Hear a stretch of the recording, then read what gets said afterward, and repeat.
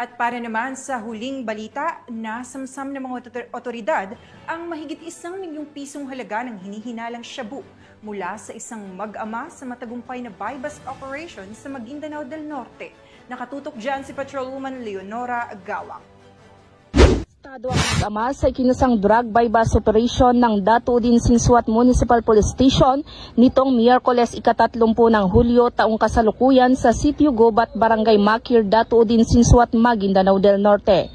Pinangunahan ni Police Lieutenant Colonel Ismail Madin, hepe ng Datuudin Sinsuat MPS at kinilala ang mga suspek na sina alias Noel, 48 na taong gulang at si alias Toy, 22 na taong gulang na kapwa residente ng bayan ng Talitay, Maguindanao del Norte. Nasamsam mula sa mag-amang suspek ang 3 malalaking pakete ng hinihinalang shabu na tumitimbang ng 150 gramo at may tinatayang halaga na 1,020,000 pesos at buy-bust money na ginamit sa iligal na aktibidad.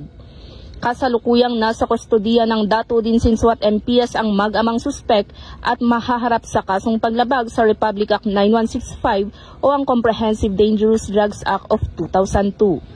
Patuloy ang pambansang pulisya ng Pilipinas sa pinaigting na kampanya kontra iligal na droga sa ilalim ng Buhay Ingatan Drogay Ayawan program, katuwang ang iba't ibang ahensya at mamamayan upang panatilihin ang kaayusan sa komunidad.